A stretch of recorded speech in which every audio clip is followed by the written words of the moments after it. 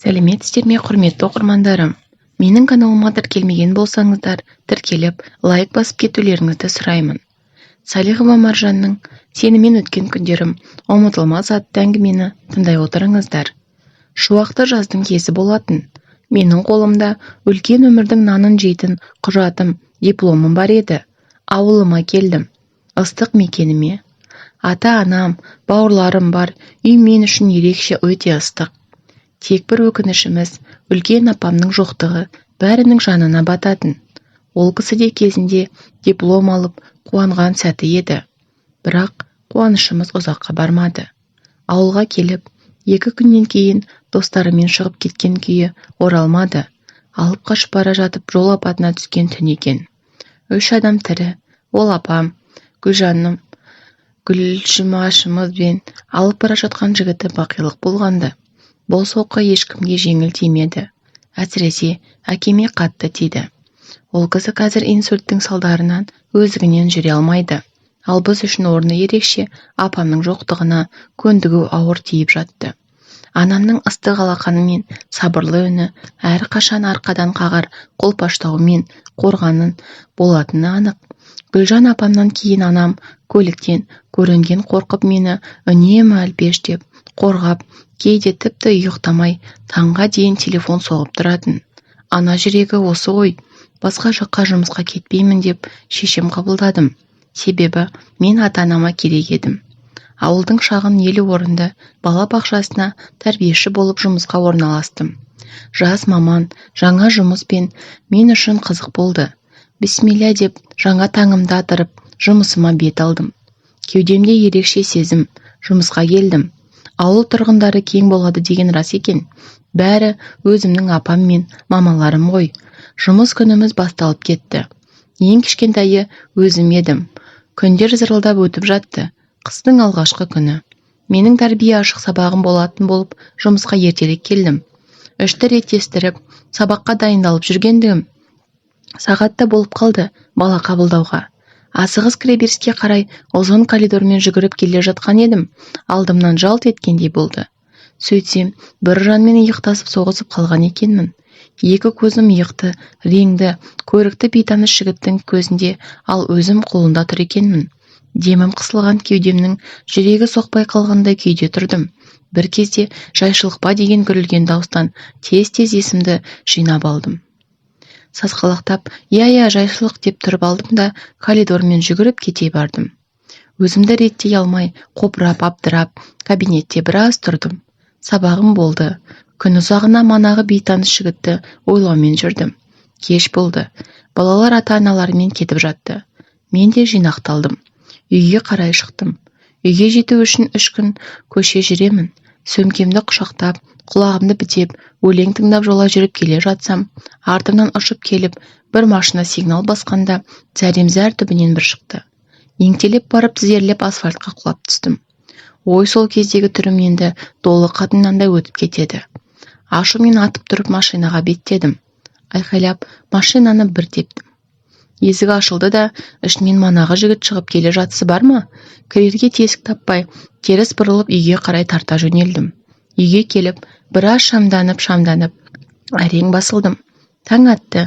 Мені ағам жұмысқа баратын болып, тез дайындалып үйден асығыс атып шықтым.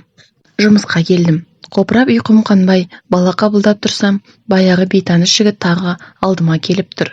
Ұялған тек тұрмас деп, көзіне қарамай жалтақтап, жан-жағыма қарап тұра бердім. Ол біз ауылға келген қонақ жігіт екен. Себебі ауыл тұрғындары бір-бірімізді танимыз ғой. Осылай басталған кездесулер арқасында екеуміз танысып, арамызда махаббат ұшқыны лап етіп жанды да сөнбестей болды. Мен ол кісіні жанымнан артық жақсы көріп қалдым. Қыз жүрегі өте нәзік келетіні анық қой.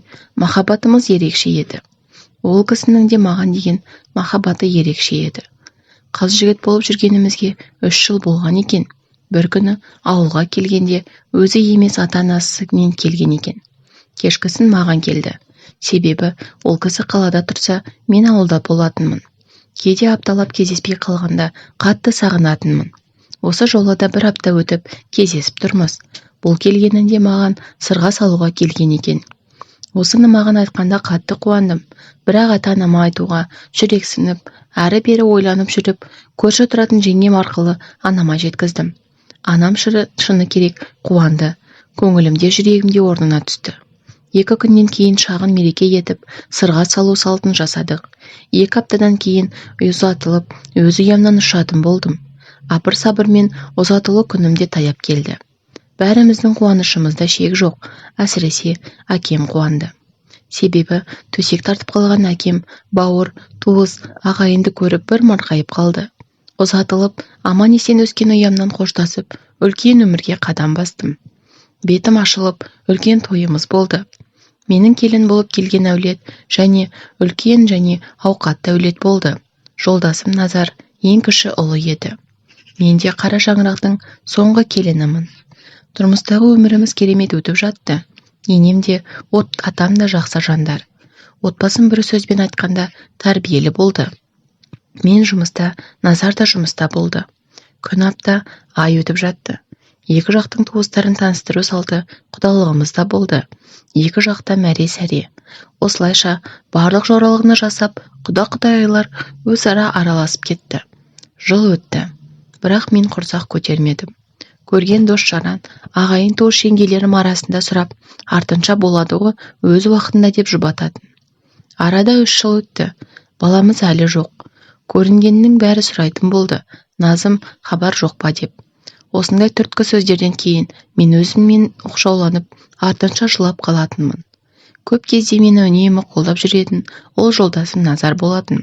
Жылағанда көзімнің жасын сүртіп көңілімді көтеріп, бірақ сол 3 жылда өзім енделіп жүрдім.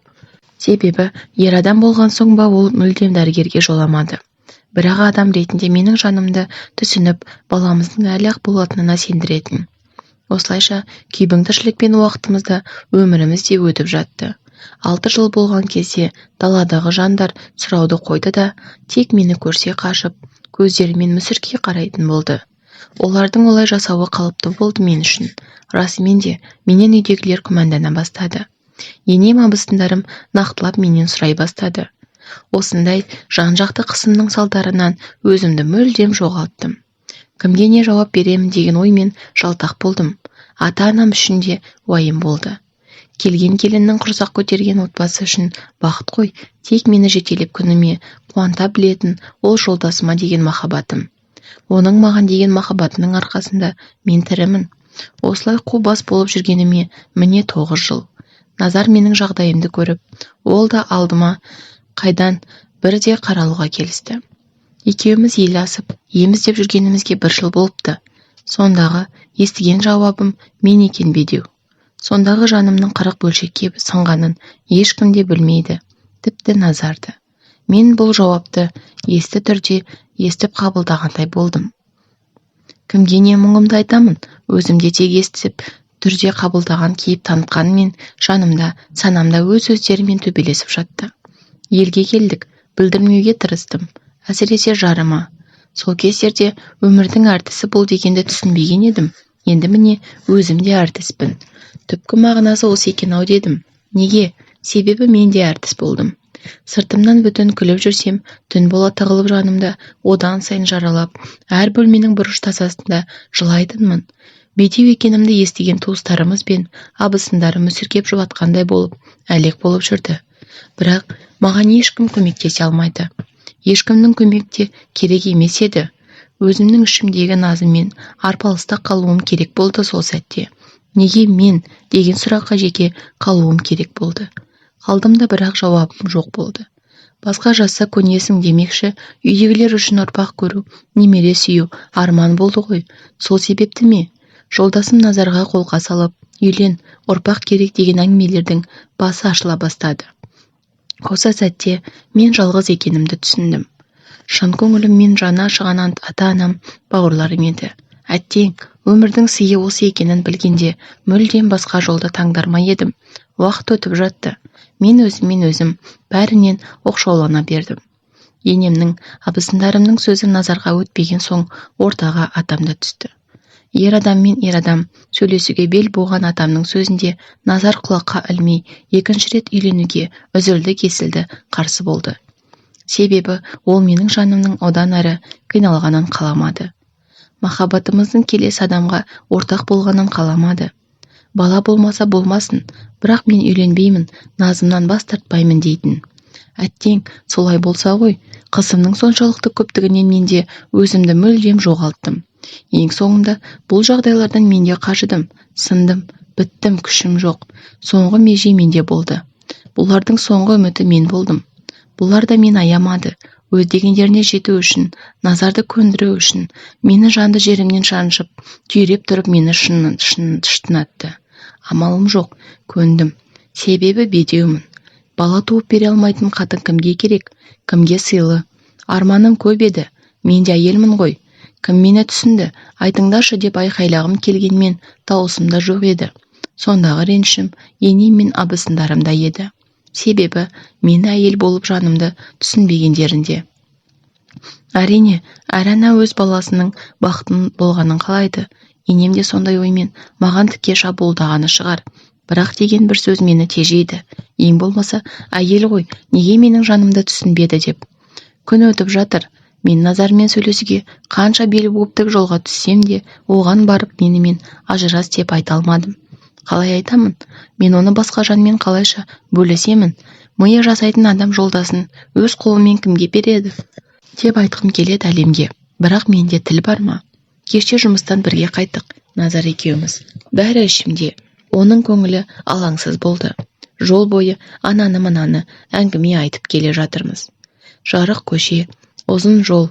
Мен үшін осы жер аялдамам болды да, Назар, ажырасайық дедім. Көлік іші үн-түнсіз. Назарда үн жоқ. Үйге дейін осылай үндеместен келді. Түнім атпады ғой таңыма жалғасып.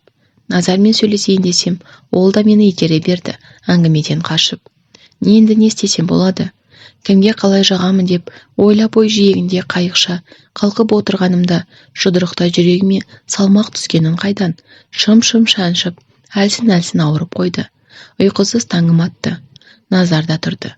Әңгімені бастайтынымды білгендей, үндеме Назым, мен сенің айтқандарыңды естіген жоқпын, ал сен ештеңе айтпадың. Ұмыт болды деп астына түсіп кетті. Шынымен де мен екі оттың ортасында қалдым. Бір жағында шын махаббатым, өмірлік жарым Назар, екінші жағында үй ішім Назардың бақытын ойлаған. Құдайым-ау, осы сынағыңа қалайша көнемін, бәрін жеңілдетіп көрші, жанымды одан сайын жаралап ауыртпашы. Назарды қалайша өз қолыммен біреуге беремін, мен оған шыдамаймын, ішім өртеніп барады. Не істеймін енді, сорлы бейбақ болдым-ау деп, өзімен өзім тілдесіп, егіліп жыладым сол күні. Үйдің қысымы қояр ма? Мен бұл үйде артық адамдай көзге күйік болғандымын. Айлар өтіп, ақыры Назармен айқайласып, ұрысып, есті адамдарша сөйлесіп көндірдім. Қайтейін, ішім өртеніп бара жатса да, амалым жоқ еді. Сол сәтте анамның қалай қиналғанын тіпті сөз етпей-ақ қояйын. Назармен екінші әйел алу үшін заңды түрде ажырастық. Мен діни некемен екінші жары болып қалатын болдым. Бірақ той бәрі біткен соң кетемін деп өзім үшін шешіп қойғанмын. Бірге тұру мен үшін тірі тозақ еді. Менің ендігі өмірлік серігім жалғыздық. Назарға жар ететін жанды мен де танимын. Қандай күлкілі, иә? Назардың екінші әйелі жас, сұлу, сүйкімді көрші апамыздың беті ашылмаған қызы болатын. Назарды осы өтірігі көп ойынға өзім көндіріп жүрдім. Бармаймын десе де ренжісіп, ең соңы кеудесінен итеріп көндіретін едім. Бір ай Назарды кездесуге жіберіп, өзара араласуына себепші болып жүрдім. Сол кезде мен шынымен бейшара екенмін. Жіпсіз байлаусыз тұрдым да қойдым. Қу өмірдің өткелі жоқ көпірінде. Сол кезде кішкентай болып соққан жүрегім шым-шым ауырып жүретін. Ол жүректің ауырған ба? Жанымның іштен тос сепкендей удай ашып ауырғаны тіпті ғой. Уақыт өтіп жатты. Екі жақ келісіп, сырға салу, ұзату тойын, үлкен тойын күнінде белгілеп шешіп қойыпты. Әрине, шешілетін дүние ғой. Ал мен болсам, жүрмін кеудемде дамылсыз соққан жүректің арқасында. Назар ше, маған өкпелі, менімен тіпті сөйлеспейді де. Қайтейін, қай жағыма жағамын. Бірақ іштей Назар үшін қуансам да, әйелдік қысқаныш мені іштей жандырып өртеп жара жатты. Көз алдымда үйдегілер абыр-сабыр дайындалып жүрді. Біреуі келіп, Назым сен қалайсың демеді-ау. Күйеудің де туыстарының да құны мен үшін бір тиын болды. Анам ай анам, қайтейін, қызыңның амалы жоқ, тағдырдың жазғаны осы-ау, бақыттымын деп аямаймын. Көзімде мұң, жүрегімде өкініш тұр ғой. Таң атты, қалта телефоным шыр етті. Ойымда ештеңе жоқ көтеріп, алло, тыңдап тұрмын дегенде, анам екен солқылдап, жылап тұрған. Жүрегім одан сайын шым-шым шымырлап, қатты ауырып кеткен сол-ақ, әкең дегенді естідім, қалғанын білмей құлағанмын. Көзімді ашсам, ауруханада екенмін. Шошып ояндым да, көзім алақтап бөлме ішін көзбен ақтардым. Есіктен кіріп келе жатқан Назарды көріп, Назар, әкеме не болды? Айтшы өтініш. Назым, папамыз жоқ енді кетті дегенде, Асқар тауым құлады ма менің? Енді қайтемін? Жігерім қайда? Шөгіліп құм болдым ғой Назар, енді не істеймін? Осыншама сынақты қалай бергенсің құдайым-ау деп егіліп жылап қоя бердім. Назардың үй іші ұялды ма қайдан? Тойды кейінге шегерді. Үйіме келсем, ах мамам, анашым бір жапырақ болып, бүрісіп бөлменің бір бұрышында отыр екен. Мені көріп, жоқтауын жоқтап құшақтап, жылап жіберді. Әкем, апам, Гужан мені ерекше жақсы көретін еді. Гүлжанымды қызықтай алмадым, әппағым-ау деп көп айтатын. Әкетайым, Асқар тауым, бақұл болғайсың. Гүлжымашыңызбен қауышқан шығарсыз. Әкеміздің 40 күндік садақасына дейін үйімде қаламын деп шештім. Иә, үйім деген үйім қазір маған бөтен. Анамның жағдайы қиын еді. Әкемді жоқтамаған кезі болмады. Үйде кейде анаммен отырғанда өзімді ол кісінің алдында кінәлі сезінетінмін. Білмеймін неге екенін. Әлде перзенттік борышымды өтей алмадым ба? Тірі адам тіршілігін жасайды деген рас екен. Енді жылаудың да орны жоқ сияқты. Тек анам шалын сағынып, арасында жалғыз қалатыны болмаса. Себебі ағам өз отбасымен мәлесар болып, басқа бөлмеде отырса, анам жалғыз өзі өз бөлмесінде, өз-өзімен сыбырлап, әкемнің суретіне қарап сөйлесіп отыратын еді, мен жұмыстан келгенде. Мен жұмыстан келе сала, анамның көңілін аулауға тырысамын. Осы көңілімді көріп анам: Ботам-ау, сендерге біз ризамыз, бәрі дұрыс, менде сен уайымдама. Кейде мына мен сені ойлап, қызым-ау, жаным ауырады. Әкең кеткенше сені ойлап кетті ғой, енді Назымға не болады? Қайтеміз деп. Сен қалайсың жарығым деп өзімнен сұрайтын. Мамам, менің бәрі де жақсы менде. Жүрмін ғой аман-есен, денім сау. Қалғаны далбаса ғой деп күліп, анамды құшақтайтынмын. Иә, ішім өртеніп тұрса дағы, затымды бүтін қылатынмын. Анамның ыстық құшағын шынымен сағынған екенмін. Күндеріміз зулап өтіп жатты. Әкеміздің де 40 күндік садақасы жақындап қалды. Ағаларым бір апта бұрындайтындықты бастап те кетті. Кешкісін үлкен тайда келіп сойып, әлек болып жатты. Біз де ананы мынаны жасап жүрдік. Анам да тың ішек қарын ашып жүргенді, кешкі асымызды абыр-сабырмен ішіп алдық.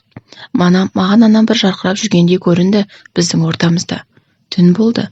Мен де анамның қасына көрпемді салып, анаммен әр нәрсенің басын қосып, әңгіме айтып жаттық. Сөз арасында анам: Назым, саған сенемін, сен мықтысың қызым, ештеңеге қарама, өзіңді күт, жарай ма? Анаң қасында құлыным, басқа салса баспақшыл демекші, көреміз бәрінде деді де, қой балам ұйықтайық деп, мені сүйіп құшағына басты. Таңғы сағат 5-терде анамды түртіп ояттым, бірақ анам оянбады. Сыртқа шыққым келіп қысылып тұрған соң, өзім тұрып шығып келдім де, жылы көрпені оранып, ойымда ештеңе жоқ, бейқам анамның жадында жата бердім. Таң атты, жеңгем шәйнек қойып жүрді. Ояна сала жаныма қарасам, бір қапталға қисайған күйі анамда жатыр екен. Бөлмеге кіріп келіп, мама тұрмайсыз ба деп анамды тағы ояттым. Бір сыбыс бермеген соң қолынан ұстап едім, қара мұздай денем дірілдеп қоя берді. Аға, жеңеше, мама тұрмайды деп айқайладым. Олар да жүгіріп келді. Абыр-сабыр, жоқ ене жоқ, апа тұрсаңызшы деген жаңғырған дауыстар құлағымды жарып жіберді. Иә, бәрін ішіне жинап, әкемнің артынан қалаймай, анам да бақилық болды. Қалайша, неге деген сұрақпен өзім арпалыс қу дүниеде қалдым. Бірінен соң бірінің садақасын беріп, біз әлекпіз. Ай қу өмір, кімде жақұтсың, ал енді кімде қу қаратассың. Назар да отбасымен келді. Көңіл айтты, қасында болды. Іште мен оларды шектеткендеймін бе? Маған олар ботен көрінді. Мен үйімде қаламын деп едім. Қоярда қоймай Назар үйге алып кетті. Оның өзіне сендім ғой. Бірақ сенгендікте семіздік демекші, шешемнің 40 күн садақасы өтер өтпестен Назардың тумалары өздері барып, қызға сырғасын тағып келді. Кешкісін осыны естігенмен жаман болдым. Жаман болғаным соншалықты жан-жағымда жек көрдім. Жақсы, жарайды Назым, көнесің дедім. Назар да кінәлі адамдай менен көзін жасырып қашатынды шығарды. Той күні де алыс емес, себебі екі жақ келісілген уақыт бар ғой. Кешкісін Назар мені жаяу жүріп қайтуға шақырды. Аз ғана уақытым қалғанын өзімде сезгендеймін.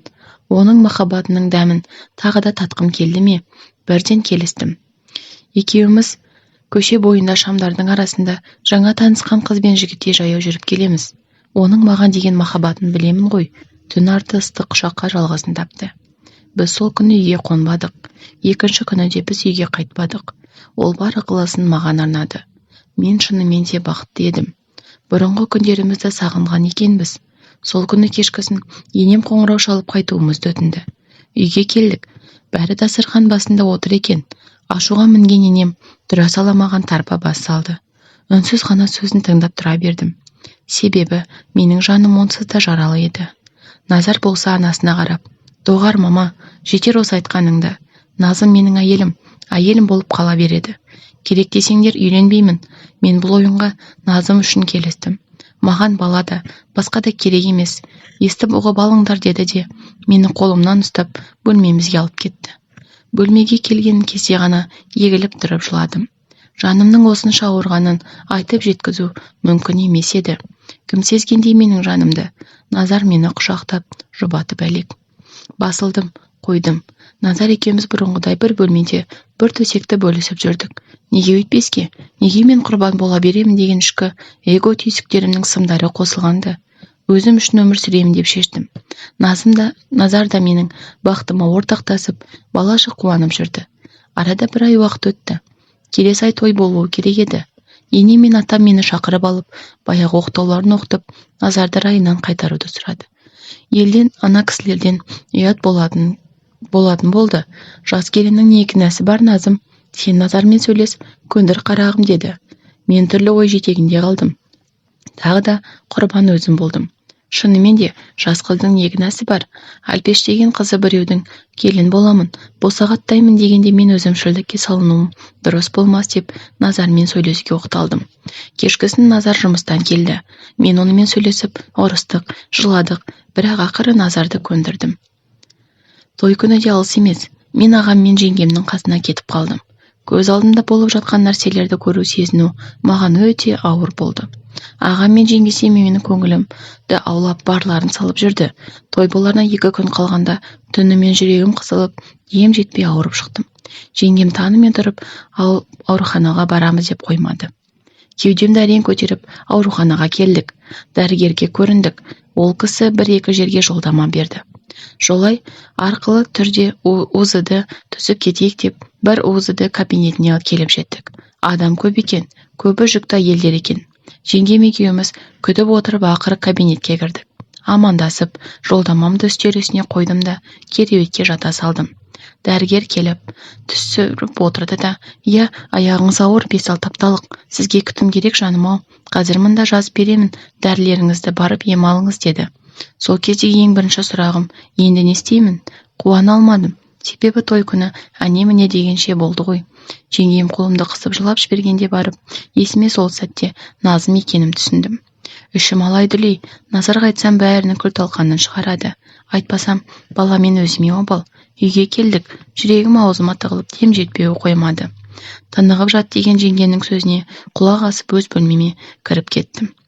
Өмірдің ащысында, тұщысында бірге татып жүрген жұбайым, сүйген адамым, сіз мені кешіргейсіз.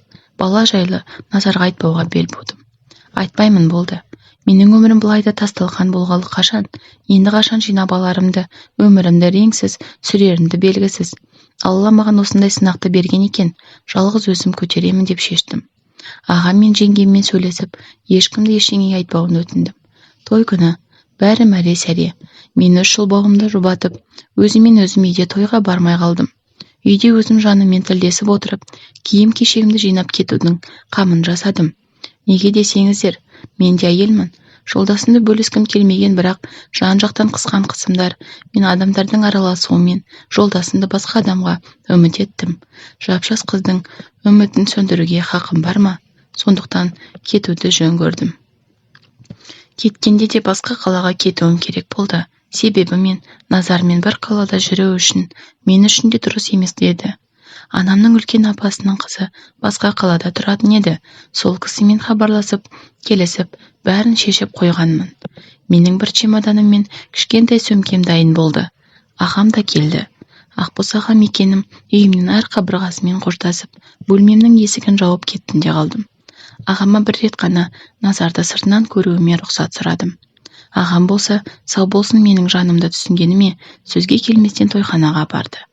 Есік алдында тұрып төрде отырған Назарыма соңғы рет ұзақ қарадым да, іштей қоштасып, сүйген жүрегімді мәңгіге аманаттап кеттім.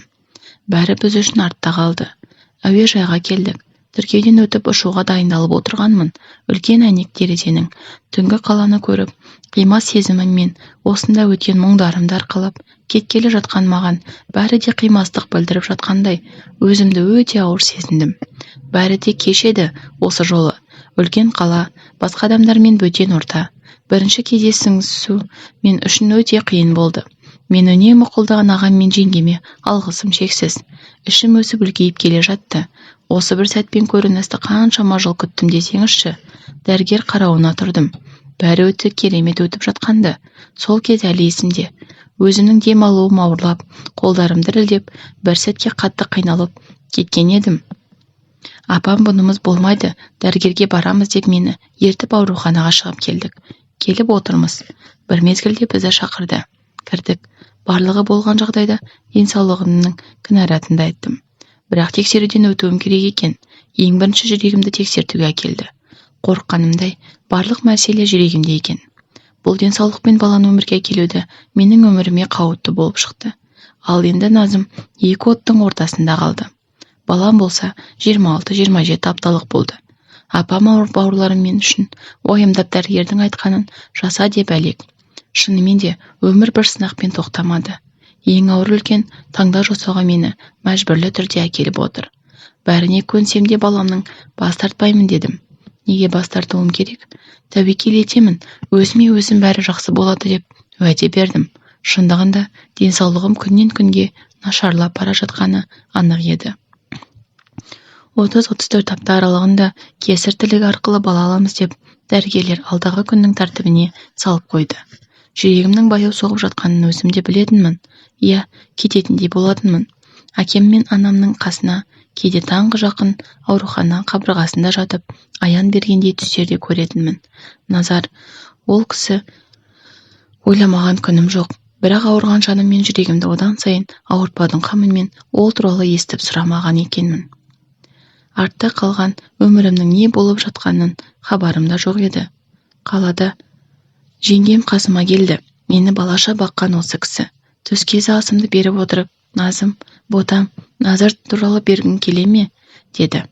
Жеңеше, мен ұмыттым ғой бәрін. Бәрі жақсы. Ол туралы естіп не қылайын? Ол кісі де бәрі жақсы. Ендігі сұлу келіншегі құрсақ көтерген шығар деп асымды ішіп отыра бердім. Назым, Назар үйленді, бірақ ажырасып кетті. Оның қазіргі жағдайын енді ешкім түзей алмайды. Себебі ол ішкіліктің соңында жүр. Кеше жақында ішіп жүрген жерінен жас балалар сабап кетіпті. Үй ішін тыңдамайды. Әкесі төрсек тартып жатыр. Сен кеткелі, берекелер де кетті. Жаңа құдағайы қызын алқашқа беремін деп ойламадым деп айқай шығарып, қызын алып кеткен жағдайлары осындай. Онымен қоймай, ақшаға машинасында салып жіберген екен деді. Үндемей тыңдап отырған менің өңешімнен аз өтпей қалды. Көзімнен шыққан ыстық жасты ғана сүртіп үлгердім. Сол күні ішім бір түрлі болып отырған еді. Жоқ, ішімнің ауырғаны күшейе бастағандай болды. Коридорға шығып, мейірбикені шақырып ішімнің ауырғанын айттым. Дереу дәрігерлер келді. Көзді ашып жұмғанша мен операция бөлмесінде жатырмын. Дәрігерлердің барлығы жан-жағымда шыда жақсы нәрсе ойла деп жатыр. Мен аппақ шамдардың жарығына қарап, Алла, бөпемді аман қалдыршы. Ағам мен жеңгем қарайды, тек аман қалдыршы. Басқа тілерім жоқ деп наркоз салынған сәт есімде аппақ ұзын жолмен зулап, ұшып кетіп бара жатқан екенмін. Артымда шала балапаным қалды, жарық күнім болып. Назым мен Назардың баласы.